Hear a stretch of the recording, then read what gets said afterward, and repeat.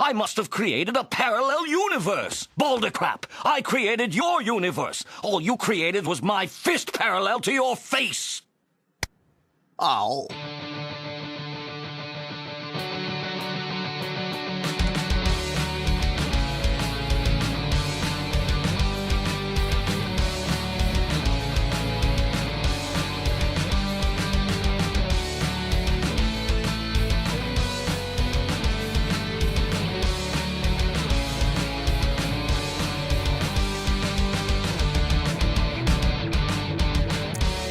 What up, people?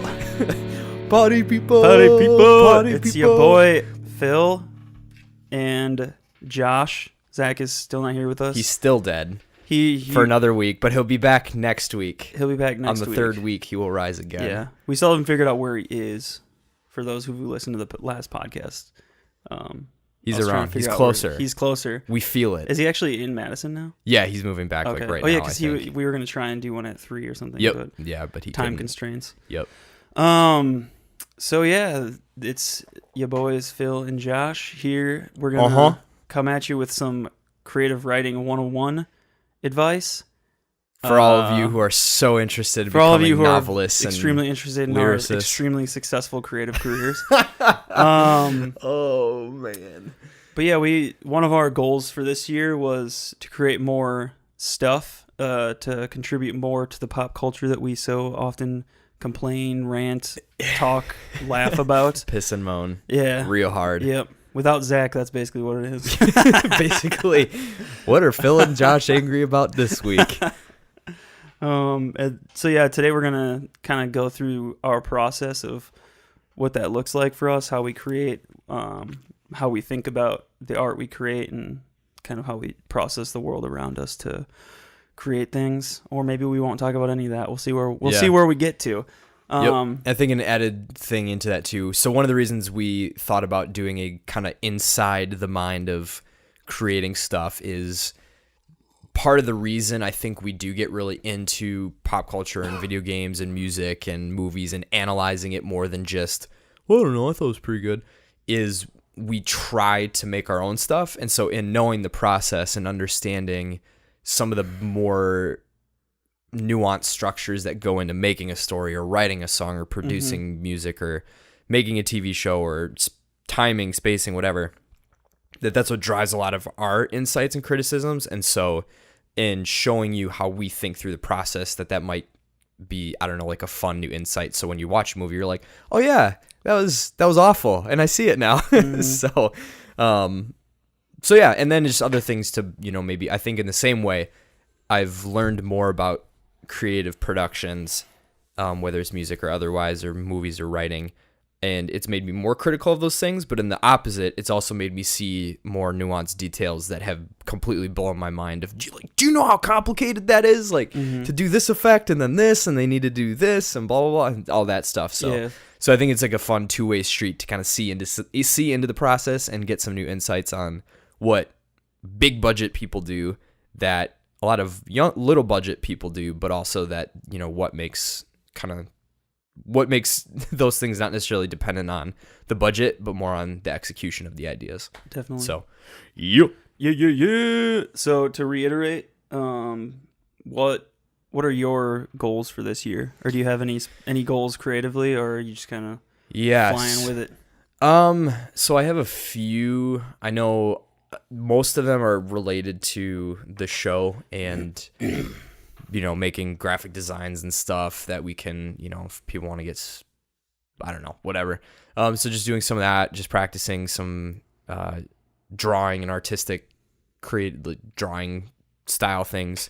So maybe some animation. But I am toying with the idea. I don't know if it's going to happen.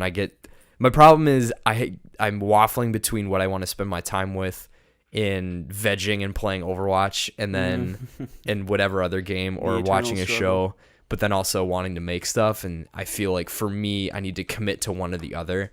Like I'd almost rather, I work better when I just pick a week and I'm like, this week I'm just dedicated. Every night I have no video games, just writing, no video games, just watching. Or it's like all the video games, no other stuff. Yeah. So, and I think sometimes it works, sometimes it doesn't. But my goal is to do more drawing and illustration stuff, work in like Photoshop and Illustrator, which I do a lot at work, but to kind of make my own stuff with it, with my knowledge and the things that I'm getting.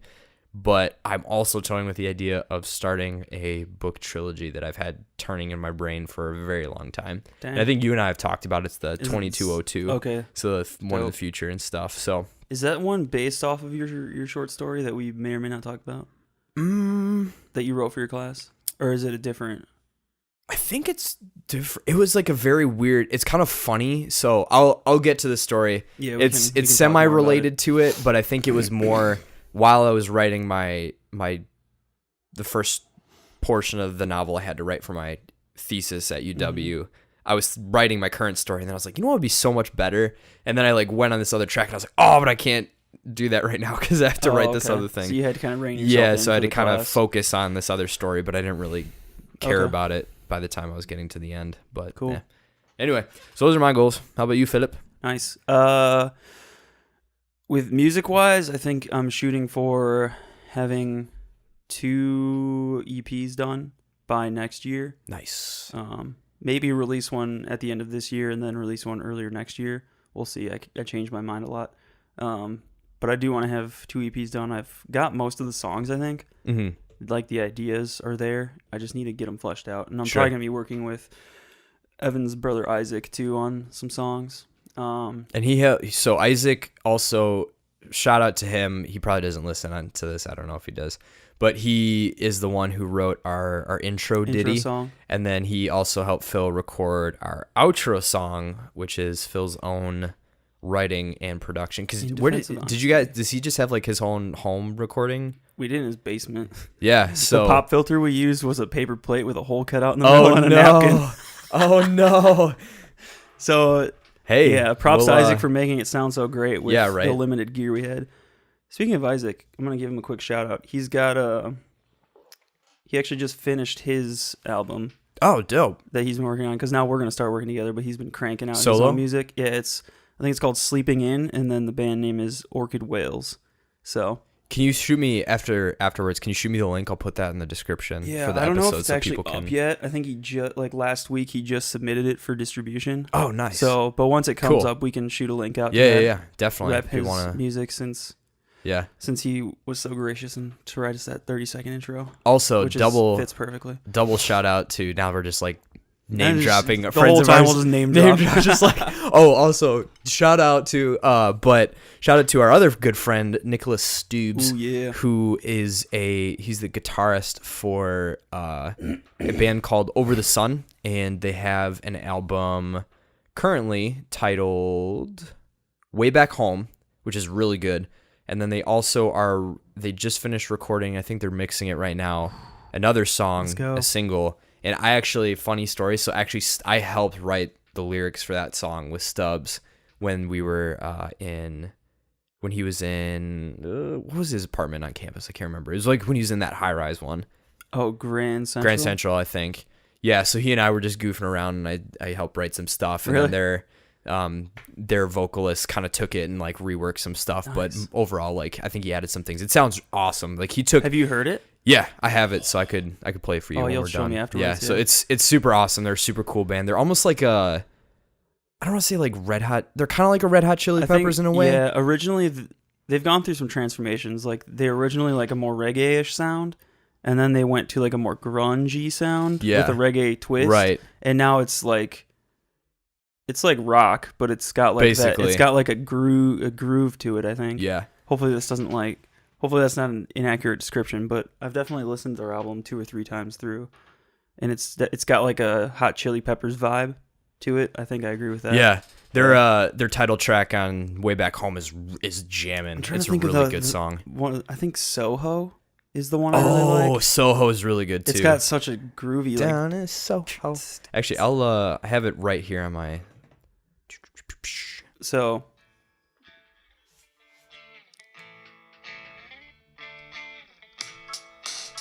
it's got like a tint of like 21 Pilots, but also 21 Pilots, groovy.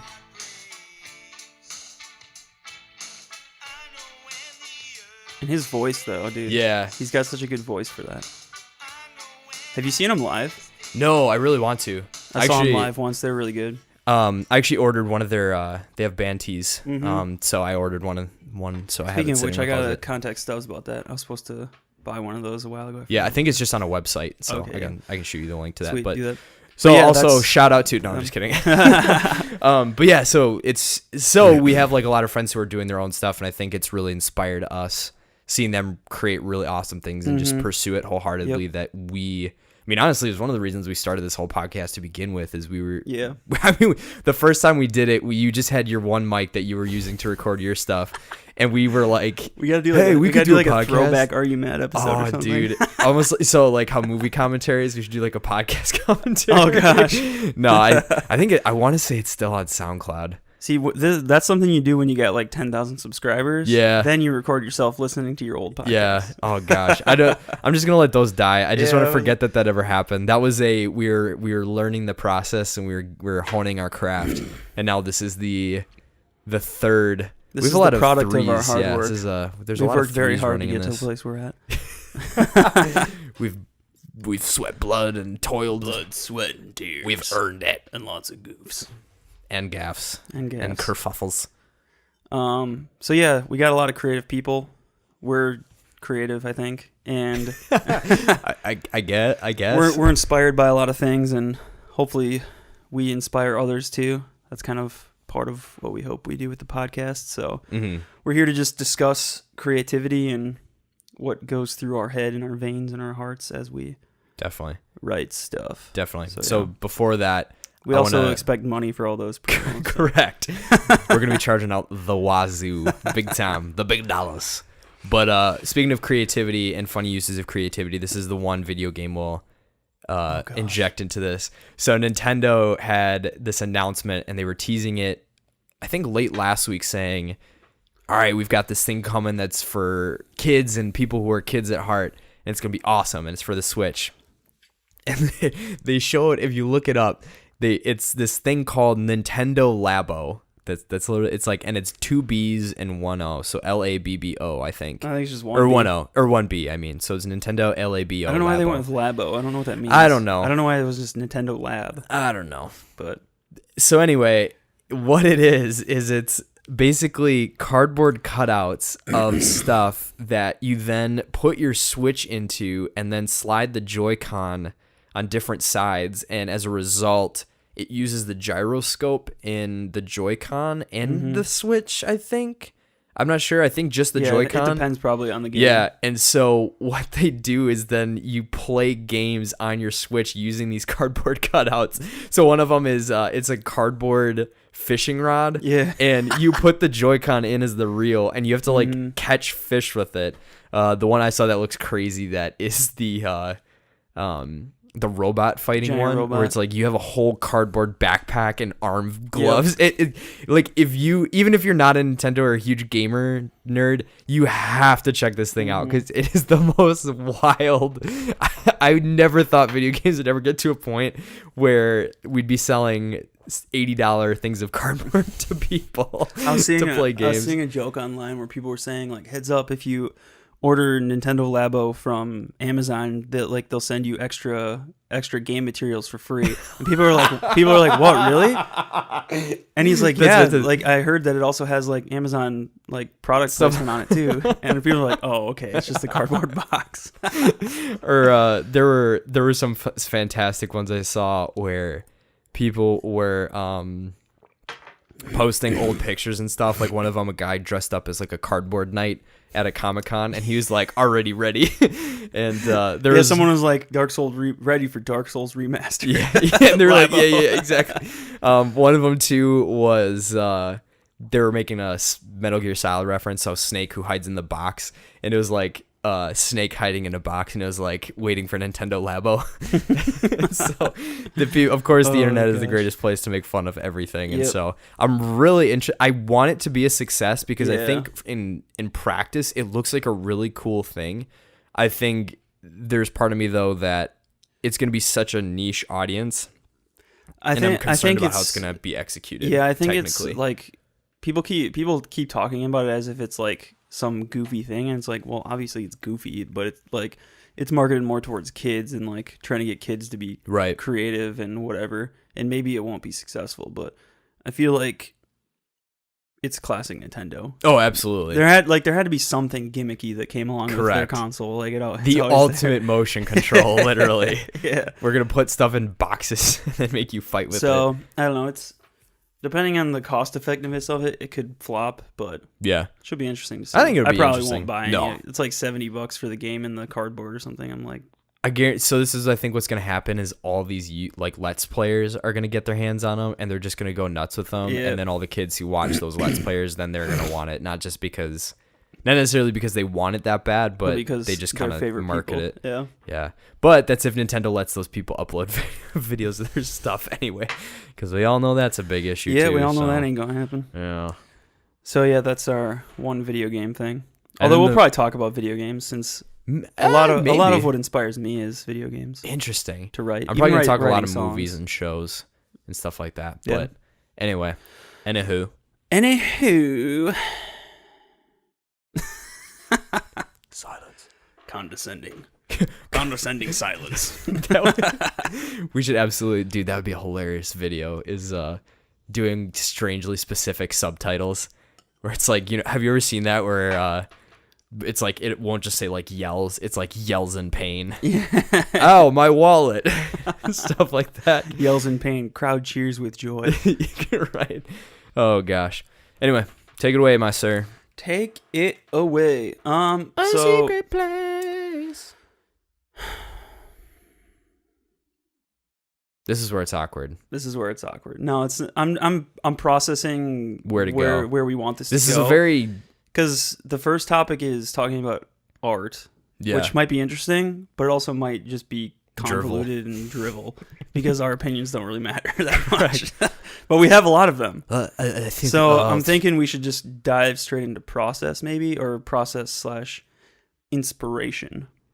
I think the one thing that we have on there, and I'm sure we'll dip back into some of the earlier points. I think the one thing that we should touch on is the objectivity. So I think we throw this around a lot in the show, so I'll kind of define it. But so a lot of times we'll talk about our critiques on the show as subjective or objective. So when we say subjective, we're meaning me and my personal taste and my personal opinion. I did or did not like something because of XYZ reasons. So those might be valid, but they might not be necessarily like the whole representation of what everyone thought about a certain thing. There might be people who agree, blah, blah, blah. There's objective critiques and criticisms and stuff like that, where no matter who is watching, no matter who is viewing something, they did or did not like something because XYZ reasons. So those tend to be more technical decisions. So let's say Technical form. right, exactly. So one thing, as good example, I guess, is an objective criticism of the writing of Suicide Squad is at the end of the movie. There's a scene where I can't even remember his name, turns to Deadshot when the witch or the main villain is down and they need to steal her heart or whatever. So the whole movie, they've basically been building up that you need to get the witch's heart to kill her. You need to get the witch's heart. And so then at the end point, the witch gets downed and they have the opportunity to grab the heart. Instead of everyone just kind of charging in and rushing in, because we all know through the entire movie that that's what has to happen. This guy turns to Deadshot and is like, the witch is down. Now we can grab her heart to defeat her.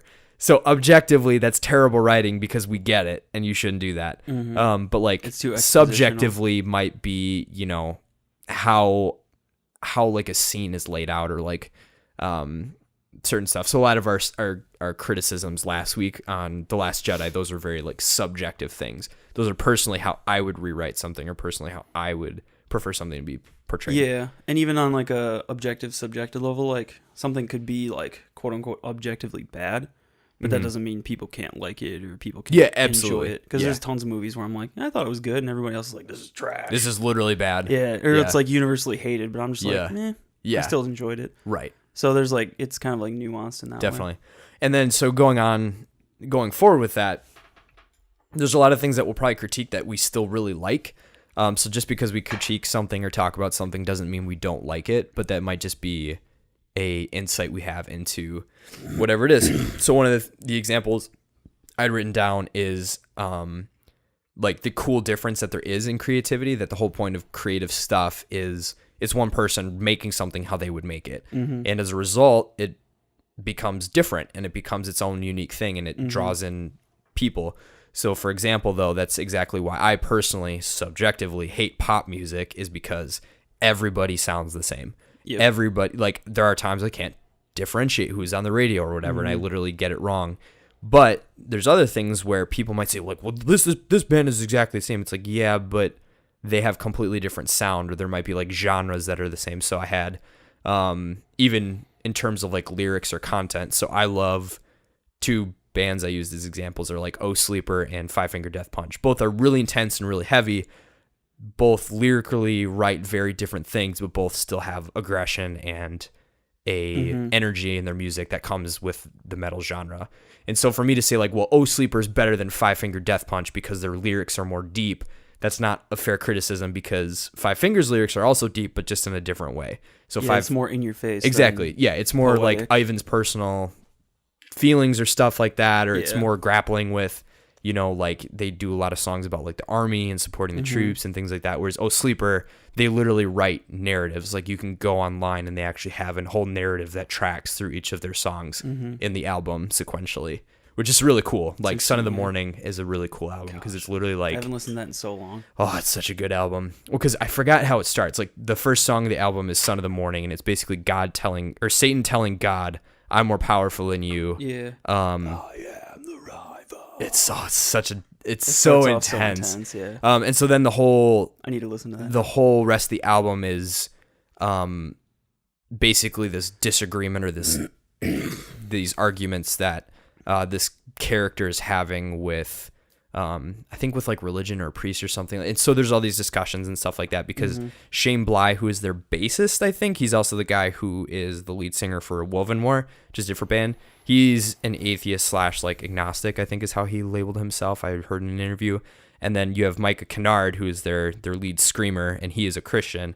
And so they actually designed their albums to be basically like their songs are basically like call outs to each other. And so they actually like argue with each other. And so they've turned some of their disagreements theologically into a whole album. So then narratives.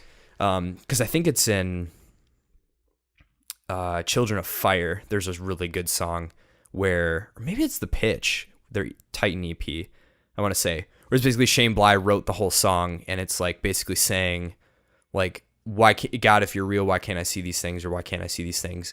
And it was actually, he told the story where he and Micah were having a really intense argument, and not like, I hate you because of this, but they just like, they were debating theological stuff.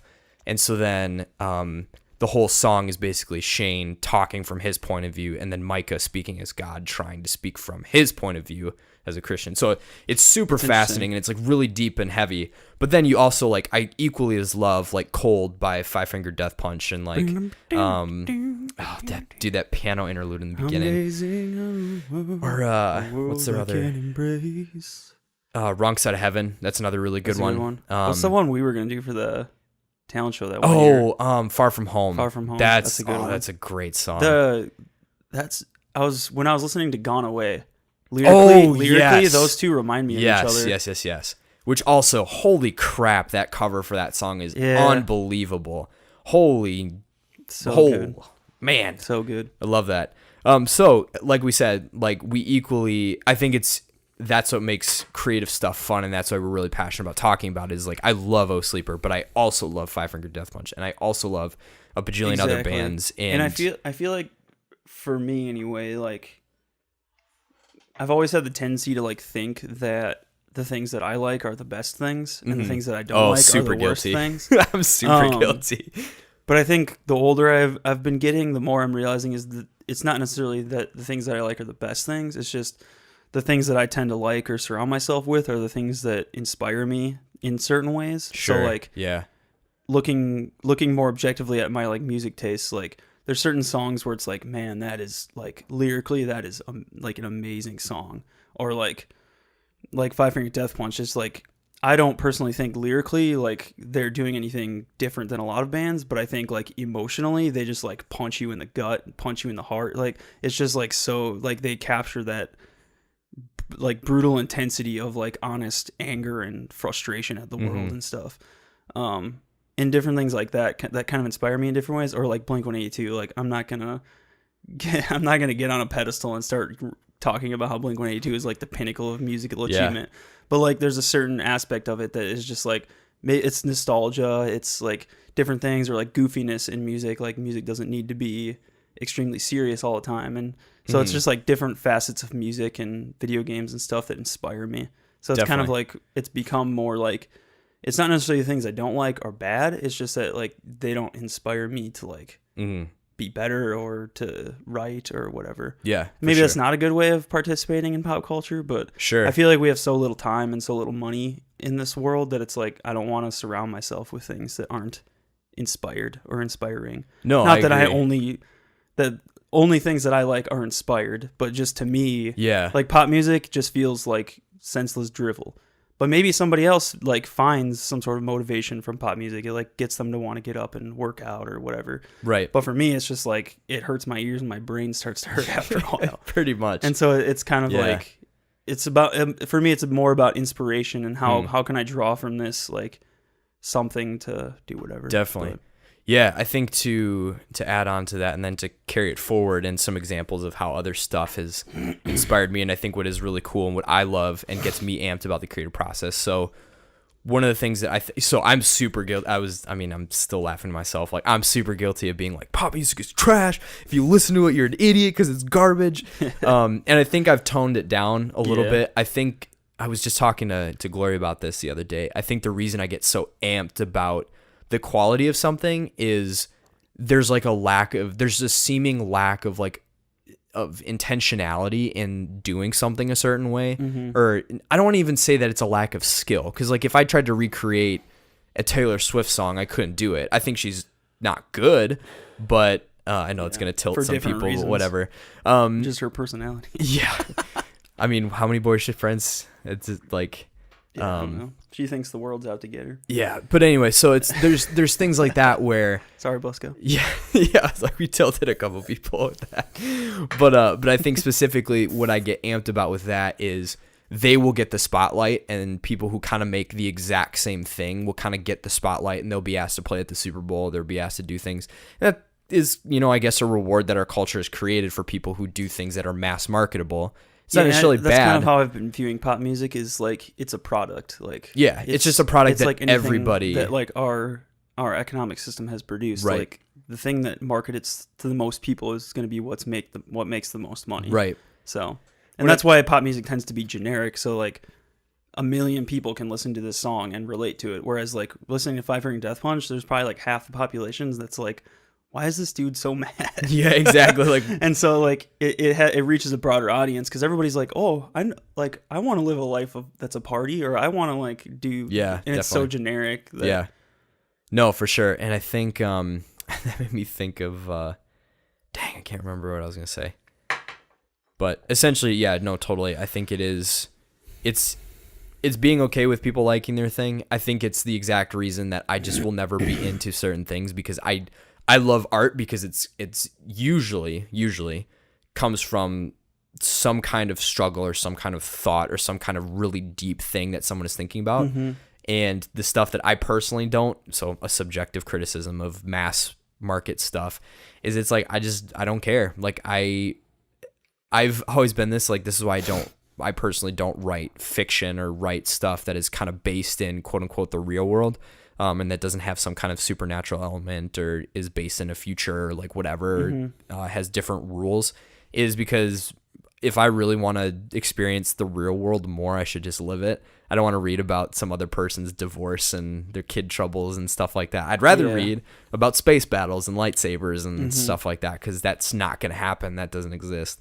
But anyway, so I think carrying on forward of talking about art with inspiration, because I totally jive with that thought. I think for me, I get super juiced when I see something or experience something or watch something or hear something that I see, and immediately I'm like, oh, that's so freaking cool. I want to try and do something like that, or like that makes me think of this. So for example, the story that I've been working on, I literally have a playlist of songs that I've created that when I was thinking and just kind of mulling over this idea of this like book trilogy I want to write, which is kind of based in a cyberpunk future and stuff like that, is I had certain songs that when I would listen to them and I was just kind of zoning out, is I would literally I'd be able to imagine, like listening to the music and imagining the characters and, you know, what they're doing and the motion and and all the stuff. And when, you know, based on the rhythm of the music and the emotional punch of the lyrics and all the stuff and the kick into the guitars, that's when certain things would happen. So one of them being, sorry, I'm talking too fast. So one of the songs being From the Inside by Linkin Park from their Meteor album. And there's like a character in the story that I've been he's kind of like the antagonist villain sort of character. But he's, of course, has a tragic backstory. And just like that song kind of being an exact rhythm of what it would be like to watch his progression into that backstory. So that, you know, it starts off and it kicks in and it's kind of intense, but it's, you know, Chester singing kind of melodically, and then it kicks in. But then there's a part in the song where like he carries on the chorus a little longer and just has this like blood curdling scream, and then it just drops and it's just crazy. Chester screams, man. Yeah. And so for me, the way my brain works is that whenever I was listening to that song is I could just sit and I could listen and I could just see in my brain this little kid who used to be who is the antagonist, and he's growing up and there's all these things that are happening to him, and he gets older and he gets older. And then he gets old enough to a point where he understands why his life is messed up, and he understands why all this stuff that's happening to him is wrong, and he just loses it and he just goes crazy. And then that's like when Chester's part is, and the whole, and just all the lyrics and stuff that kind of tie in. And so for me, it always, every time I listen to that song, it's like immediately I'm snapped back into this fictional world that I've been formulating and stuff like that. And there's other songs too from different points and, you know, the story that I'm concocting and all this stuff. And that's interesting. Yeah. So I think, so I'm curious to hear like what your creative process is or how inspiration moves you forward, because I think for me personally, it's a crazy blend of information. And I think like one thing will get me thinking about this thing, and it'll get me thinking about this thing. Then I remember this one moment from this one show and it makes me think like this and blah, blah, blah. And it just kind of goes forward. I think for me, it's really hard to pinpoint, but the way I view the songs that I write are kind of like almost like diary pages, but not necessarily, they don't have to be personal diary pages about me, but they're about somebody or something. And I kind of view them as like snapshots into some emotion or some situation or something. And I think into those situations that I'm writing comes like you said, I'll be listening to a song or playing a game or watching a TV show or something, and I'll just hear one line or something, and I'll be like, dude. And sometimes even I'll have to pause the show and I'll just go like start playing guitar and kind of like messing around. And sometimes it becomes just an idea, or sometimes it's just like, that was stupid, and I go back to doing whatever I was doing. But I think a lot of my inspiration begins like with one line or one quote where I'm just like, wow, that's an interesting concept. And then I kind of like try and figure out what that concept means to me, or like what does that concept look like if you were to live it out or whatever. And sometimes that manifests itself in a song, and sometimes it sounds extremely contrived and dumb and whatever.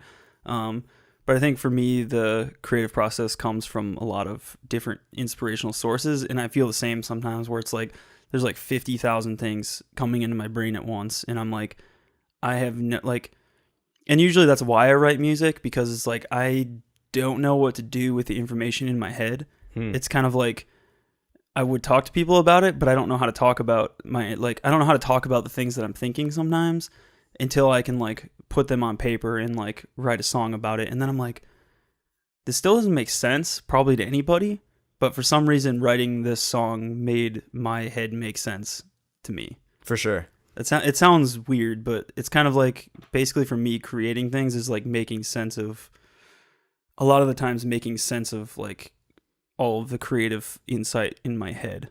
Sometimes, definitely.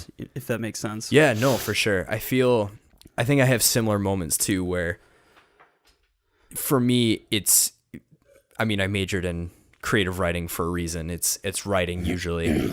And when I write stuff, there's almost a point where my brain is flying so much faster than my hand can write stuff that I have to cut out all the fluff that's in between it and get straight to what I'm thinking. So it might be, you know, sitting in church and hearing a sermon and then having this one thing that this person said that is like totally a passing thought, and out of an hour long thing, it's like, it doesn't doesn't mean anything. But to you, you're just like, but in like one moment, there's like, oh my gosh, that means 4 pages of stuff that I have to write in the next 20 minutes because my brain is just flying. And like I've absolutely done that, and it's been something that usually the thing that I'm writing down is something that completely changes my perspective on everything, or on something so massive that it's like, that's why it hit me. It wasn't just like, oh, I'm super pious and I totally have a new insight into this thing that I can tell everyone is so cool. But it just, all of a sudden, stuff just makes a little more sense, and it like resonates. And I think that's just like a strange thing that is so fun, engaging with other creatives and talking with like you. And I have a lot of conversations with my coworkers who are, you know, like doing graphic design and print layout and stuff like that. Is they have that connection where this is just like how this is just how they see it. They just get to see things in a certain way. Sometimes it feels weird because like I always wish I could explain like why I need to create things. For sure. I totally know what you mean. Yeah. Because sometimes even to myself it doesn't make sense. I'm like, why? Like, all of this is meaningless. It's like none of it. Like, I may never do anything. I may never for sure release albums. I may never play shows. I may never do anything. So like, why am I doing this? And it's kind of like I keep coming back to like, for some reason, I actually have a song written about it. But it's kind of like this aching inside of my body that's like, it needs to be released into something. And it usually manifests itself into like songs, or just even if it's just like free form writing where I just like get my thoughts down on the page. And it's kind of just like, for some reason, like my thoughts are trapped until I like release them through these like creative grooves in my brain. Definitely. It's hard to explain to people other than saying like, it doesn't make sense. Yeah. No, definitely. And like, 100%. I've heard like, this is why I love listening to other creative people talk. So hopefully this is actually helpful for other people. But like a lot of the times artists will say the same thing. They're like, I don't know why I'm doing this. Like, my parents wanted me to be a whatever, and now I'm just touring the world playing music. And then they're always like, I kind of wish I could just become a molecular biologist or something and have a stable life. But for some reason, like I need to create what is inside of me. And it's kind of like bringing out ideas. And that's not to say that everything you create is a manifestation of how you think or how you feel about things, but it's kind of like a warping and a bending or whatever of the reality that we perceive. For sure. And sometimes it's how we feel, and sometimes we're pondering how other people feel and trying to like process what it means to think from the other side, maybe. Definitely. For me personally, it's weird, and I know we like have said that we're not going to be overly heavy-handed with making everything Christian related, even though like that's our personal beliefs and stuff. But I think for me, I had a really big revelation just having that, with that being my worldview, is you know, God in the Bible is attributed as being the creator, and we're made in his image. Like, that's one of the things that's attributed to mankind. So I think it's really fascinating that we as humans are obsessed with making stuff. And it's not necessarily even that, you know, it's obsessed with making stuff because if I make stuff, then it'll go out and it'll get big and then I'll be famous and stuff like that. It's exactly like what you're saying. It's we feel wired that I need to get this out. This needs to become something. This needs to be a thing. Even if it's just a sketch in a notebook, even if it's just 5 lines of a song I could write one day, even if it's, you know, the ending paragraph to a short story, it just needs to come out. And it doesn't matter what happens to it. It just needs to happen. And so I think it's a very cool way that I've found thinking about even like, because I don't know, I think from a religious perspective, I don't like quote unquote religion because it takes that part out of it. Whereas I think, you know, with like what I would say is true Christianity is seeing it in terms of we have been designed with a specific purpose. And I think we love as humans to boil that purpose down to, I was designed to be a doctor, so I'm a doctor, versus I was designed with these inherent needs to do things.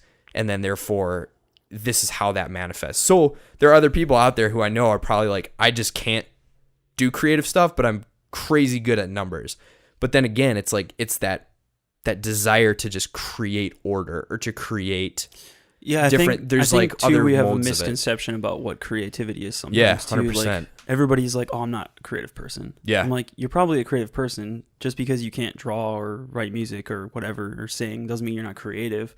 Like maybe you do woodworking, or maybe you really enjoy. I can't even think of anything, but like creativity if you're can a baker, manifest itself. or if you're a baker, you know, or if you're really good at cooking. Yeah. Because a lot of what cooking is an art form, because you have to figure out the right tastes and the flavors and different things. And I think creativity manifests itself in a lot of different forms that people don't necessarily realize. Yeah, I agree with you that I think people in general are like built to build things, to create things. I mean, if you look around us, like everything that is here has been built, created, dreamed up in people's minds. So right. It's kind of interesting to think about. Definitely. Yeah. So deep dive. But anyway, I'm curious because I've listened to your album, which you can also find on Spotify, iTunes. I don't think I uploaded it to YouTube. I should do that. Forgot about that. I still need to get your logo done for that, because I know we were trying during the summer, but maybe for my new albums. Yeah, that'd be sweet. And it's Phil Sorensen and the Forward Thinkers is the name of it. But I know one of the songs that I really liked that you wrote on that is it Peter? I can't remember what the title of the song is, but it's like the last. It's like the it's like the last one. I haven't even. I have a hard time listening to my own music. No, it's totally good. I hate going. Well, I hate going back and reading my old stuff because it just makes you cringe. I could have done this so much better. Petrified. Oh man, that song has one of my favorite.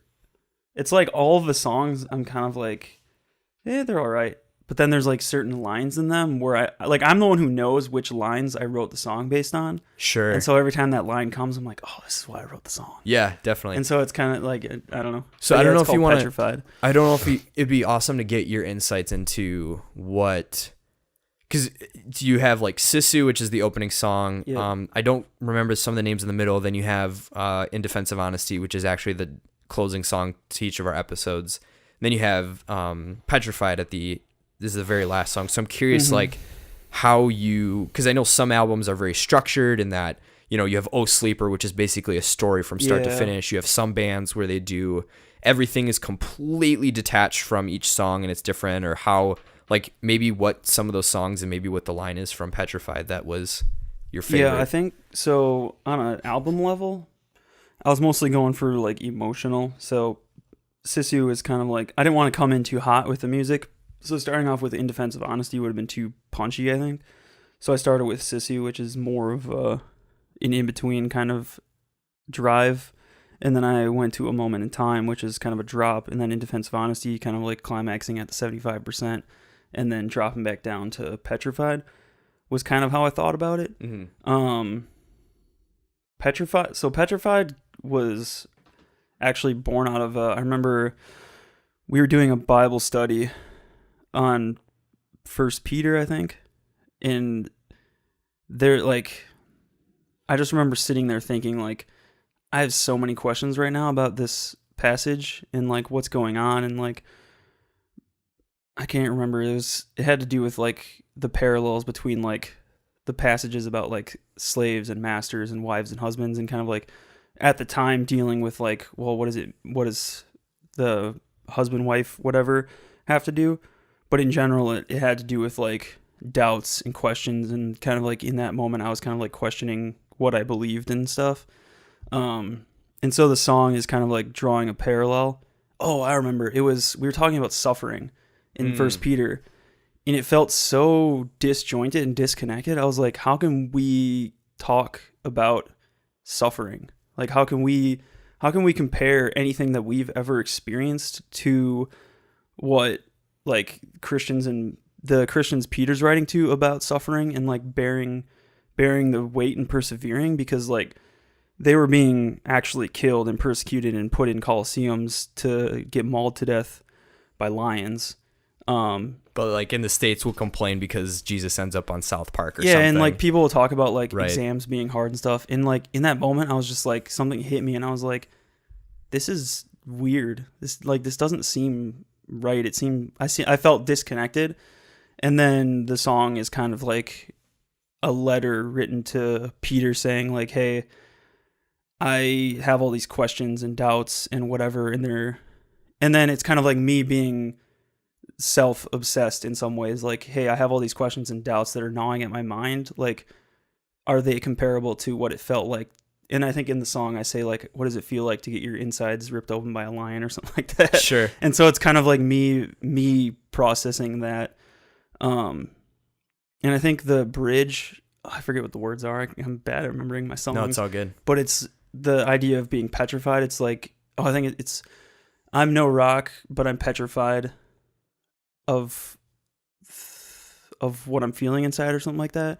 And it's kind of like the idea of Peter being the rock. His name means the rock, and how like he was strong in his faith, even in the face of like the idea of lions like mauling you to death or whatever. And he's telling these Christians who are being killed, like, stay strong, stay firm. And like, I can't even stay firm in the face of questions and doubts and stuff like that. Mm-hmm. And so it's kind of like, I am a rock, but I'm petrified, not standing firm. And so It's kind of like drawing a parallel between those experiences and stuff. For sure. And so that's like the line. The whole song is based off like this letter writing to Peter. So cool. That's awesome. It's interesting because it just pops out of like a random. But it's like one thing. It's like one moment, and then you have something that is turned into a song. Exactly. And it's kind of cool too, because like a lot of the times I won't even like feel the same or think the same anymore about how the song is playing out, but like it'll usually still apply to how I'm thinking at the moment. Mm-hmm. So it's very interesting.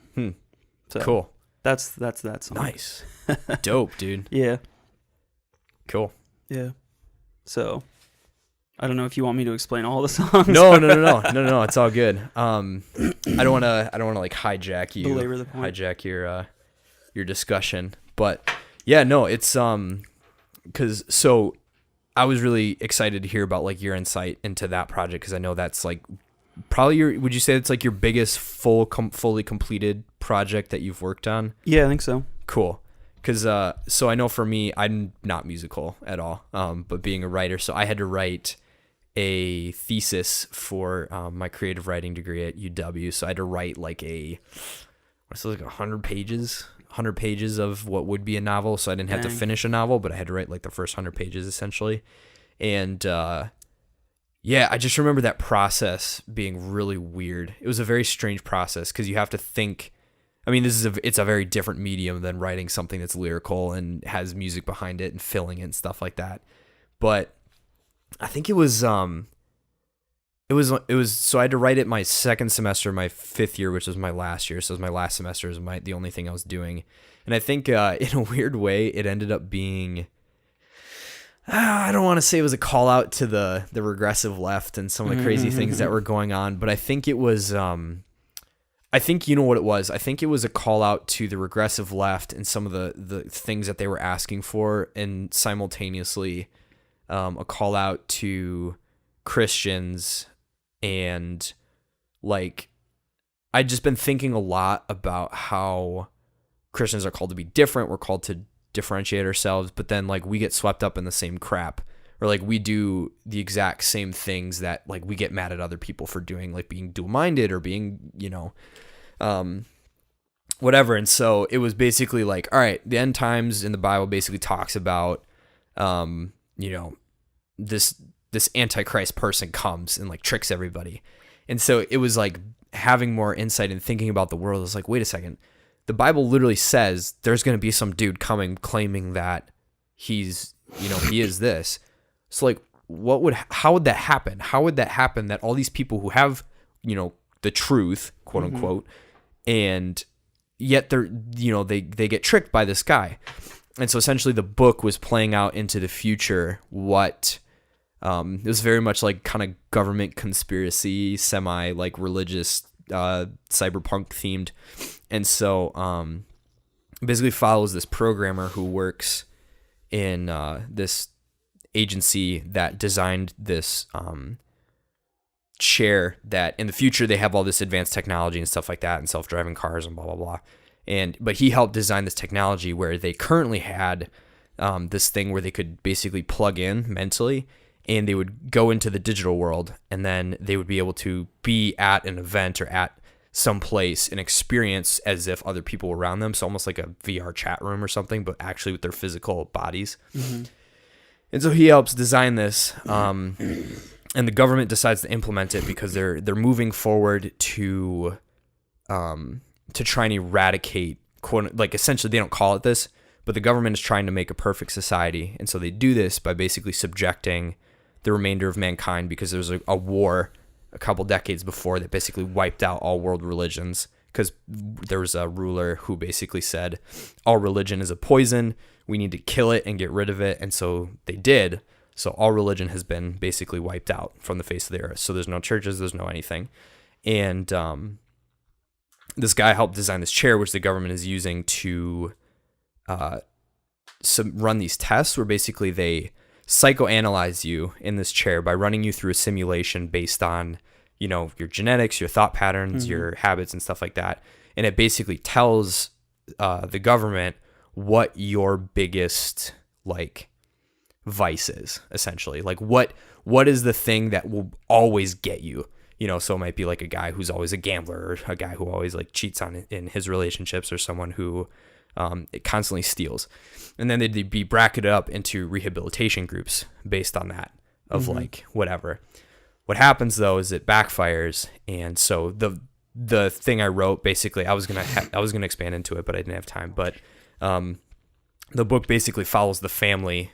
So it's a husband, a wife, and 2 kids, who each of them go through this experience. And then all of a sudden their biggest secret angers are coming to light, about each other, about the world. So like, it comes down to like, the wife has trust issues with her husband because her dad left when she was young and like overworked. And then she sees new things. One of the sons feels like a failure because all his family are super smart and he feels dumb and criticized. Daughter feels like the wife and the son ruin her relationship with her dad because she really like gets along with her dad, but she always feels that, you know, her mom and her brother create the arguments and the tension. If they weren't in the picture, then things would be better. So all of a sudden you have these things that they're secretly thinking that all of a sudden they're like angry and stuff like that. And what ends up happening is basically the whole world kind of is coming out of their tests and saying, well, wait a second. If what I found out about myself is that I'm capable of like beating my wife, Pure evil, basically. like if I'm capable of this evil, like what is my neighbor capable of? Like what is the banker down the street capable of? Like maybe he's capable of like completely stealing my entire income under my nose. Like maybe my boss is, you know, capable of assaulting me. Like maybe, you know, and so there's this basic distrust, exactly. basically. So basically there's mass panic across the world. And the ruler at the time, or like the chancellor, basically says, you know, like, you know, okay, we understand, we get it. Just like we don't know what to do moving forward because this is an issue, and everyone in the world basically unanimously pushes for a some kind of one ruled system completely owned by the government that would basically keep anyone who isn't in authority from having any sway in anything, basically. So more or less, they hand over their entire control to the government, and then it turns out that, of course, like the dude's Satan, the Antichrist. So the whole thing being that they willingly hand over control to this power, not because they're forced to, not because it's like, you know, there's this guy running around to different houses with guns, people being like, you need to commit or die, you know, but it's literally getting tricked into seeing there needs to be something outside of ourselves that will protect us from ourselves. But then because the world is kind of like post-Revelation, Book of Revelation, you know, God is left, blah, blah, blah. So all that's left is basically evil. That's at least like what I'm writing through. So all that to say, that's my process. That's kind of like the thoughts and all the things that like went into it was the layers of like technology and me being obsessed with how technology I think is as much of a good it is a bad. It's a distrust of authority and like government and stuff like that. It's also a distrust of religion and how religion can be used against itself, and how people who claim themselves as religious tend to be more of a problem and are a problem. But then also how there's an unacknowledgement from people who aren't religious of like, oh, well, I'm a good person. It's like, you're saying you wouldn't do these things, or like, that you're completely good, can anyone claim that? So just kind of compiling all those things and seeing, I think you've actually used this phrase before when we've talked about ideas, and I really like it and I use it a lot, is taking everything to its logical extreme.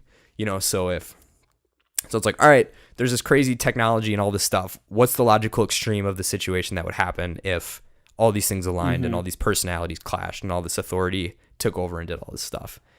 So 100 pages. I love stories that do that. Yeah. So 100 pages later, it was. That sounds pretty sick. Actually, I'd read that. Yeah, I can get you a copy. I think Gloria has a copy laying around here. Nice. I don't know if she's read it yet. She's been pretty swamped with school stuff, but yeah. So all that to say, I'm curious what you would. So what would you suggest? And we don't have to talk for forever. We're kind of hitting the hour mark, but what would you suggest to people who are wanting to write music? Or I think the word that I used and I've been kind of thinking through is workflow. So a lot of people I've heard in where I work kind of use that. So it's basically their system that's set up to help them be productive creatively. Mm-hmm.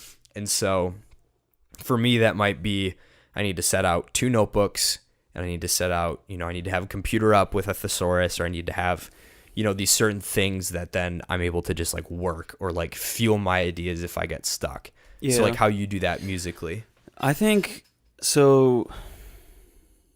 I've always been like an anti structure sort of person. Like I don't like forcing things to have structure or discipline or habits, like habitual processes. But I think for me, I've been finding if I don't intentionally schedule time to be creative, then all I ever have is a notebook full of things and nothing to show for it.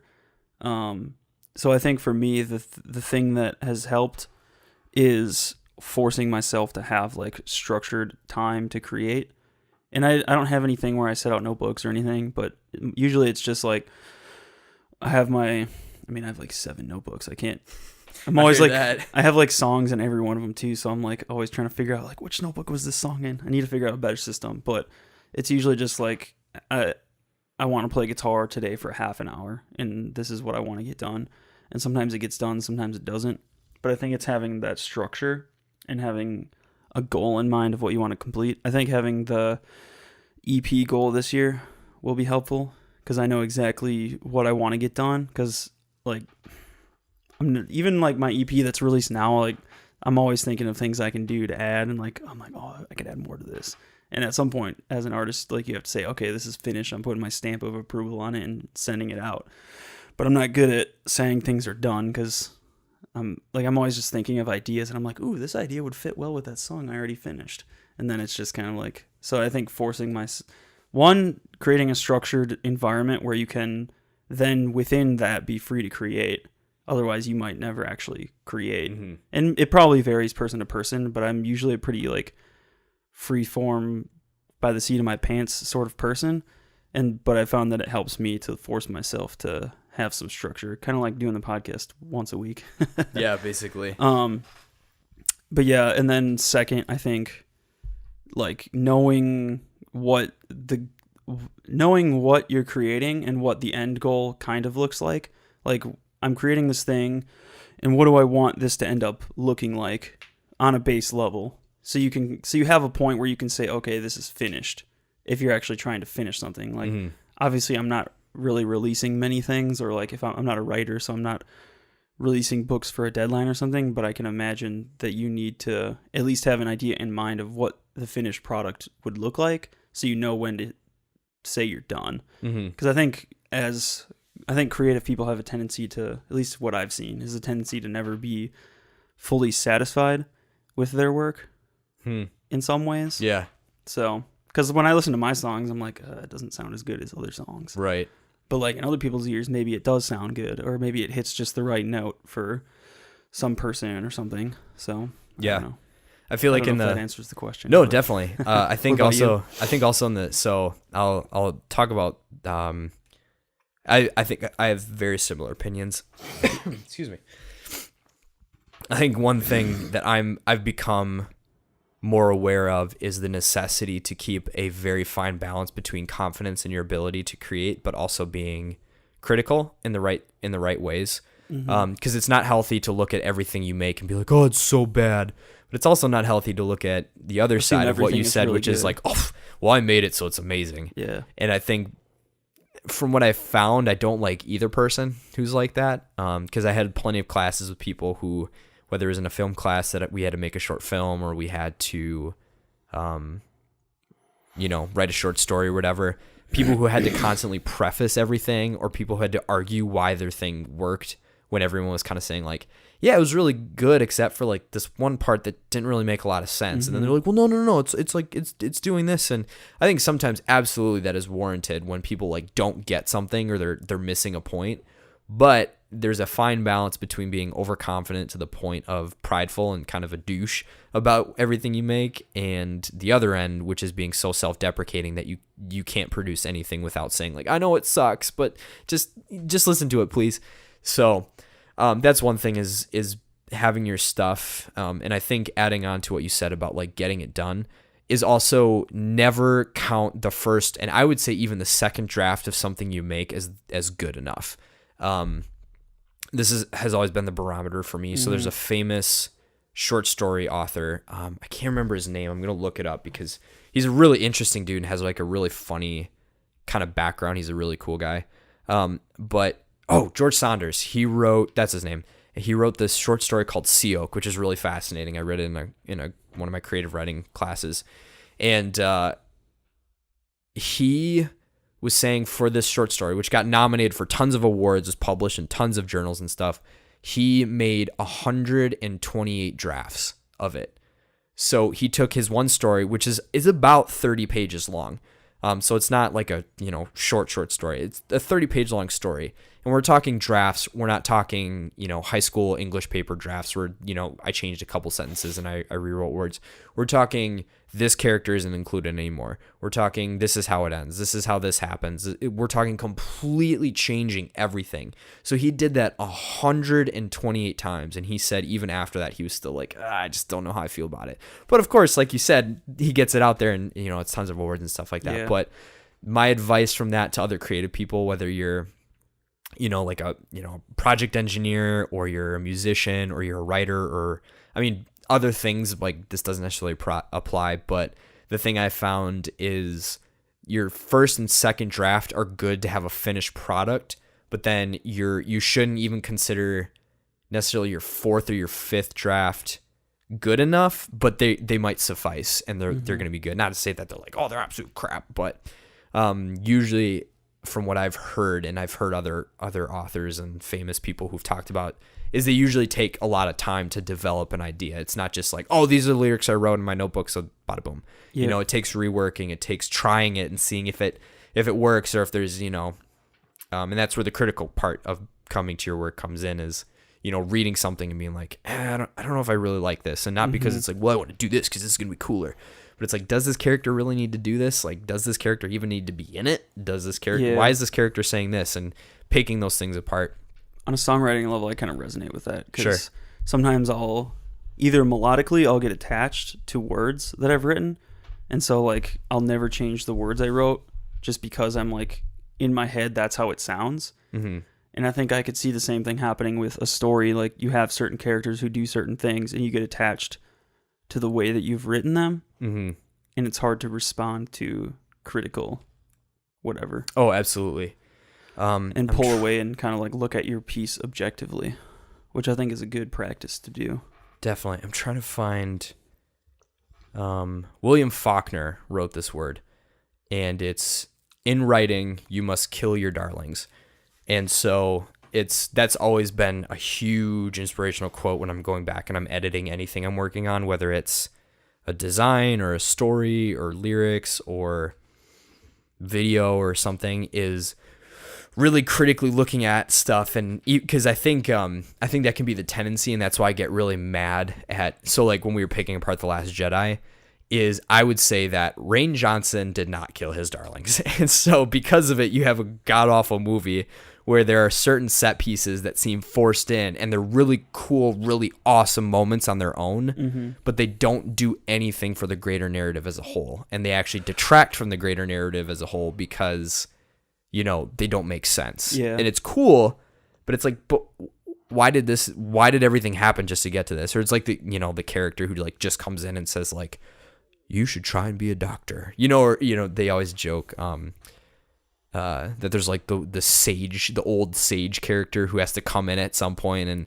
usually it's like a janitor or something, and they're like, well, back when I was in this school age, people didn't care like you did. You're a good teacher. You should keep teaching. They're like, yeah. That dude had no other basis in the movie, but he's there for one purpose. Not the best writing technique, but whatever. And then in terms of workflow, I'm the same. I'm really freeform and really kind of, I have tons of ideas everywhere and just kind of write things down and kind of go back to them as I will. But I think the biggest thing, and this is where my challenge of wanting to create more pop culture, I think comes in this year, is I'm terrible at finishing stuff. Oh, same here. So bad at finishing stuff. Yeah. I don't know how many ideas open, how many things that I really think I could turn into a finished product that is worth something, but I don't. I don't do anything. I just kind of, usually at least for me, I don't know if this is how you feel, but for me, it's not necessarily that I don't want to finish it. It's just that I kind of get bored with it and like move on to a different idea. So like for a week, I'll work on a song, won't finish it. Next week, come up with a different song idea, don't finish it. Next week, come up with a different song idea. And all of a sudden I got like 10 song ideas that are like a verse and a chorus. And I'm like, now I'm bored with all of these, but I think they're kind of good. How do I actually like finish these? For sure. And I think that's where, for me, the structure comes in, where it's like, I'm going to work on this song even if I get bored with it. And I'm going to force it to be finished. And if then it's finished and it's crap, trash. Yeah. Yeah. I think that you have to be comfortable with throwing things out, like that quote said. Yeah. Which I'm not like, if I don't finish it, then I don't have to throw it out. But if once you finish it and it's garbage, then you have to like, then you're forced to like decide what to do with it. Yeah, definitely. So. And I think the beauty, and it's really contradictory, I think, when you hear it, but I think the beauty of going back and editing and redoing and reworking is when it's done. We're talking when it's finished, not in the middle of the song. I'm like, well, I'm just going to rewrite everything. Yeah. But looking at something and getting to the end of it and being like, okay, it's finished. I have a product. What can I do with it? And then I might read through it. I might go over it. I'm like, that doesn't make any sense anymore. And then it triggers like, oh, well, what if this happened instead? And what if the trail is like this way? And I think that's the part of detaching yourself from your work, is not playing for set pieces and playing for moments. So in a set piece and a narrative sense, I don't even know if that's a common term, so I'm just making stuff up, I guess. But a set piece and a narrative might be like, I want this character. I'm going to have 3 characters in this story. 3/4 into the way of the story, I want this character and this character to get in an intense sword fight. And so then you build this whole narrative around getting to just that moment, which tend to be really crappy. And so you might see that in bad movies or bad books or whatever. That's what people criticize is, what were they doing? Like they just seemed to be moving along, and it was as if there was like a puppet just kind of forcing them to do stuff, because if they didn't do it, lo and behold, nothing was going to happen. But you see the movies that get critically acclaimed, they're the ones where characters have volition. They make their own choices, and their own choices have consequences. And you may have happenstance things that affect them, but it's not like it's like things that make them have to then make a decision, and then through that you learn about who they are, you learn about what they should change, how the world affects them, how the world sees them, all that good stuff. So is there anything else really insightful? I feel like I could ramble on forever about creative stuff. I think it's the process. It's fun, and I think that's the biggest advice I would give to anybody, is like, just make stuff. Like, even if you're like, well, I can't write, I never took a writing class, like Google some stuff and just write a story, and just see what happens. Or like, if you're like, well, I never wanted to finish a song because I didn't think I was that good, like, make stuff. Every creative I've ever watched interviews on, they just did it. They just like sat down and wrote. I think like one thing I grappled with when I first started was like copying people. I wanted to be extremely original, cool, whatever. But I think the more I've realized is that songs are all just copies of each other to some extent, and not like a carbon copy, but it's people pondering ideas that have existed for ever. Like, I'm never going to come up with an original idea per se. And so, like, chord structure, song structure, most of the songs I write are inspired by, like, other songs. Like, ooh, I liked how these two chords sounded together in this one song. Like, what chords were those? And I'll figure it out. And then maybe I won't copy the entire song's chord structure, but I'll get an idea of chord flow. And I've always thought in the back of my mind that that's bad because I'm not coming up with my own stuff. But I think for me, the point of what I write is, first of all, lyrically.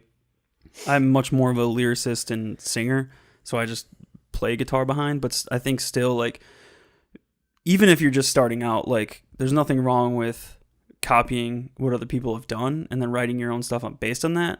And maybe you don't release that stuff. Like, some of the songs I wrote when I first started, I listen back to them and read the lyrics and stuff. I'm like, what the heck? That's trash.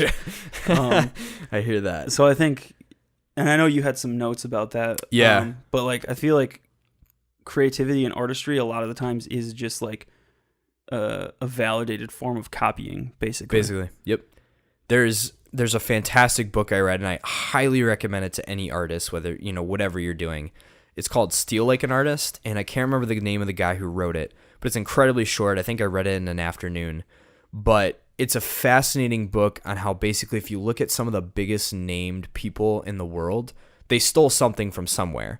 But the thing is, they remixed it, and he kind of goes into the idea of how basically everything at its core is a remix, and that it's, copying is basically like if I take, a beat and then maybe change the lyrics and stuff, but then it's the exact same thing and it sounds the exact same.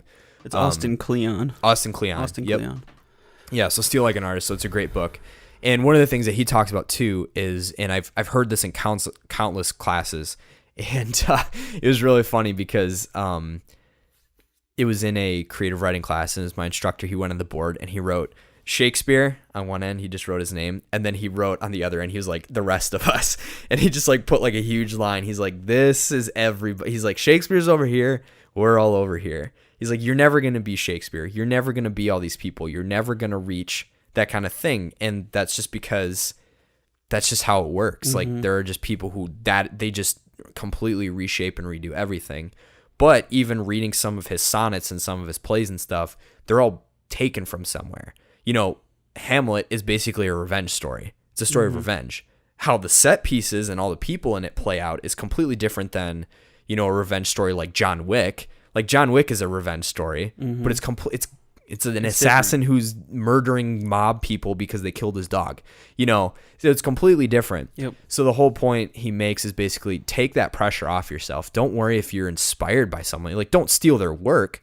But there's nothing wrong with being, admiring an artist like like Zach loves Hayao Miyazaki. And so what he's been doing is he's been practicing drawing. So he'll actually, on paper, look at a character or something, and he'll try and draw it freehand. So he's not like, oh yeah, and I'm going to take this as my own, and I'm going to say, look at this new thing I came up with. But he's trying to learn his style. And then in figuring out how Miyazaki's style worked or how these other anime art style works. And I think that's a lot of how creativity works. Definitely. Like, what I've found is you're never going to come up with your own style without any inspiration. Yeah. And I've been in the embrace that idea mode of, like, I'm just going to play covers. I'm going to play other people's songs. I'm going to listen to other people's songs. I'm going to, like, internalize how chord structures work and different things. And then once I get comfortable with that, then I can start nuancing it and playing. And I think the same thing with drawing. Like, once you get good at drawing, then you start putting your own twists and nuances on it. And you're like, oh, I don't really like this as much. And I'm going to change it here and change it there. And the same thing with stories. Like, you take that structure and you're like, well, I didn't really actually like how Shakespeare did it this way. Exactly. I'm going to try it this way. I'm going to try it this way. I'm going to try it that way. And you kind of, like, play with it.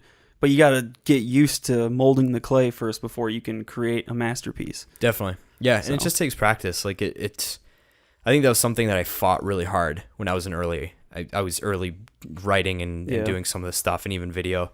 It was like, yeah, I just, I know what it takes to write a good thing. It's like, yeah, but I probably can't do it, and it takes repetition. It takes practice. It takes letting people read it. It takes, showing stuff to people and being willing to accept. Yeah.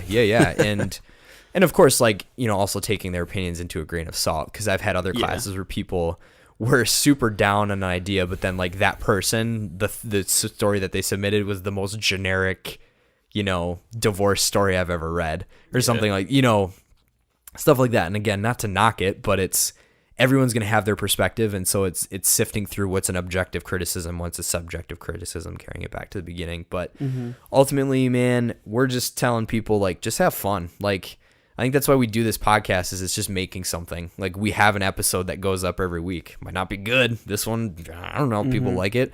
But it's like we sat down, we talked for an hour, and we finished it, and we made it. And I think there's so much... I think it's a frustration I have with our culture sometimes in the current climate, is there's so much griping, and there's so much talking, and there's so much opinion that there's not a lot of doers. Yep. Whether that's, in the political sphere, or the social sphere, or the creative sphere, there's a lot of people who will sit back, and I think that's why we're really challenging ourselves to actually make stuff this year. As well as, we have a whole podcast talking about art and media, and like, yeah, this sucked, but this was really good, blah, blah, blah. It's like, okay, yeah, but like, what have you made? Yeah. And I want to have a library to be like, well, I tried this, and like this, this is what I found, but that's what fueled this criticism for this thing, but also like what fueled my love for this thing. Yeah. And it's like, we just need more doers. Like, people just need to go out and do stuff. So if you don't like pop music and you think you could make better pop music, freaking Post Malone, like, that's his whole thing. And actually, funny enough, Marilyn Manson, he got to start because he was listening to pop music. I heard this in an interview. He was listening to pop music, and he was like, this is garbage. I could completely do this and be better. And he did it, and now he's like one of the biggest, industrial metal artists in the world. So it's like, sometimes it just takes being pissed off at how much certain things suck and just being like, I can do better than that, and just like show them. Exactly. So I think it's, in some ways, it's like the standard entrepreneurial model. Like, yeah, definitely. For every 10 things you try, only one might succeed. You might have to fail 9 times before you actually find your thing. And it's easy to get down on that first failure. It's easy to get down on the second, but once you get to the 9th, you're like, it takes a lot of perseverance, a lot of work, a lot of places to get there, which in my personal opinion, I think is why I tend to not create as much, because I get burnt out easily. Yeah. I'm like, man, all I'm writing is drivel. Yeah. Where's the 9th one? And where's the 20th one? Exactly. Yeah. And sometimes even like the artists I listen to, it like demotivates me, because I'm like, man, I'll never be like them. I'll never, and I kind of get down on myself, and it's like, no, that's not the point of creating. Like, creativity is a conversation with other artists. Creativity is a conversation with yourself. Creativity is all these different things that you could be doing with your art, that like, if you're so focused on being like somebody else, then you kind of miss the point of like, creativity is to get your ideas out on the page. I believe I have something important to say. Maybe other people don't think it's important, but I believe I have something important to say. And that's partially why I create stuff. But I think it takes a lot of failure to find that success. But you're never going to find the failure if you don't keep doing and failing. Yeah, for sure. And I think that's one of the hardest parts for me, because that's probably why I don't finish things, because then I never fail. Yeah. But you also fail in the end because you never tried. So yeah. So it's just kind of persevering and pushing through. But we're at that point. We'll close out. You can catch this podcast on iTunes, Google Play, Stitcher, and TuneIn Radio. And Zach will officially be back next week. And next week we will be talking about what we hope 2018 will look like for media. So video games and TV and movies and stuff like that. We'll be addressing some of the controversies and how we hope those things will change. Specifically, I think we have like microtransactions. I think that's on there. I don't think we're going to talk. We've already talked enough about YouTube lunacy, so we're just going to... The rest of the internet has that covered. Yeah, they got that covered. We'll let that happen. But other than that, I think that's the gist. Yeah, so if you got any suggestions, please send them to us. We love talking about people's ideas. Absolutely. Shoot us an email at popculturepunks@gmail.com. Yes, so we officially have a podcast Gmail now. So we're doing some restructuring again. Yeah. To get things. Hey man, you gotta fail sometimes. Yeah, buddy. Dude, we failed. Technically, we failed 3 times, and technically we failed how many? Because we had 18 episodes and we had the second run of the show. Yeah. So technically, we failed 21 times, because I would count each episode. Yeah, and because we had then we had the one before that. Yeah. So I would count each episode as a failure. And maybe technically we still haven't figured it out. So maybe this is, I don't know, like 30 something. I think we're going up. We're going up. Yeah. But I don't know if we're not going up though, let us know. Shoot us an email again at popculturepunks@gmail.com. Definitely. Yeah. Yeah, and Thanks for listening, guys. We we'll appreciate see you all on the 5 of flip. you, and we You will. the best. We'll Top 5. see you out.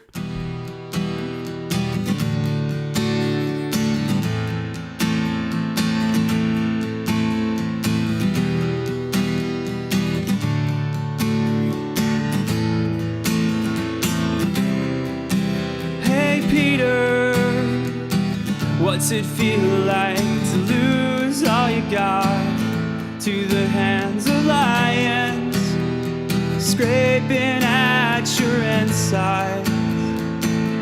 Is it like the questions gnawing at the back of my mind? Hey Peter, will it ever go away?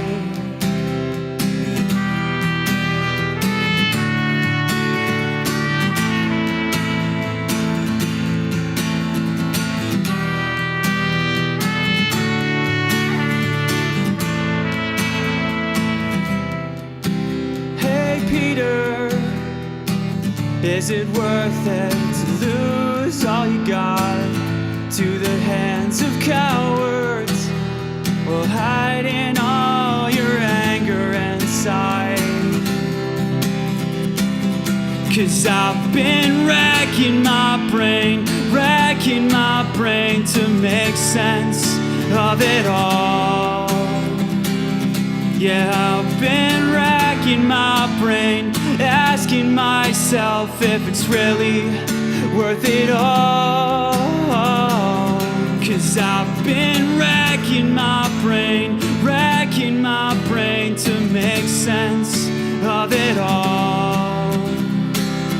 Yeah, I've been racking my brain, asking myself if it's really worth it all. 'Cause I'm no rock, but I'm petrified, terrified to reveal what's been hiding inside, and the lions feed on my lies, on my doubts and disbelief, and they've got me pinned down to the floor.